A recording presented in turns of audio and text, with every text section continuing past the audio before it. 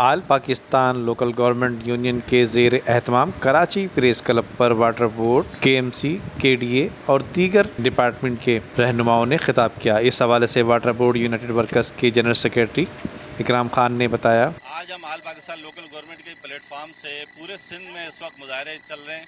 آج تمام پورے سندھ کے پریس کلبس میں جو ہمارے ملازمین جن کو تنخواہوں کا ہر مہینے مسئلہ رہتا ہے، ہمارا یہ احتجاج اس حوالے سے ہے کہ ان کو ٹریزری کے ذریعے جو ہے ان کو تنخواہیں ادا کی جائیں پورے سندھ کے ملازمین کو، اور جو بلدیاتی ملازمین جس طرح سندھ سیکریٹریٹ میں الاؤنسز ملتے ہیں، اسی طرح تمام سندھ کے چاہے واٹر بورڈ ہو، کے ایم سی ہو، تمام ڈی ایم سیز ہو، یونین کونسل ہو، تمام ملازمین کو ایک جیسی مراعات دی جائیں۔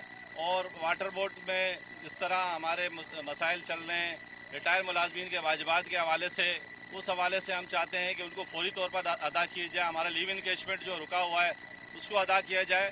اور ہم آج جو پروگرام ہے آل پاکستان لوکل گورنمنٹ فیڈریشن، ہمارے چیئرمین سید ذوالفقار صاحب کی ہدایت پہ ہم سب جمع ہوئے ہیں، اور پورے سندھ کے لیے، پورے سندھ کے ملازمین کے لیے ہم بھرپور احتجاج کر رہے ہیں۔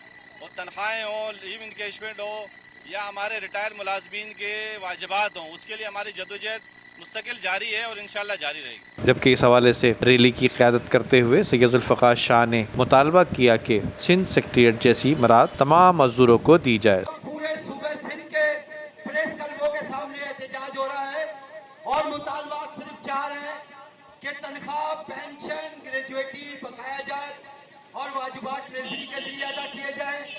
صوبائی حکومت کے ملازمین کی طرح بلدیاتی ملازمین کو بھی مراعات دی جائے، اور بلدیاتی اداروں میں ریونیو افسران کو ہٹا کر ایس یو جی کے افسران کو لگایا جائے۔ گزشتہ کئی سالوں سے مزدور یونین کے رہنما اپنے اپنے مطالبات کے حق میں مختلف شاہراہوں پر مظاہرہ کرتے نظر آتے ہیں، جس کی وجہ سے حکمرانوں پر کوئی اثر نہیں پڑتا، پر اس کا اثر ضرور پڑتا ہے، جس میں شہر میں رہنے والے ٹریفک کے بدترین مسائل کا شکار ہوا کرتے ہیں۔ شہر میں سفر کرنے والے مظاہرے کی وجہ سے ٹریفک کے بدترین مسائل کا شکار ہوا کرتے ہیں۔ Nadeem Siddiqui, M7 city news, Karachi.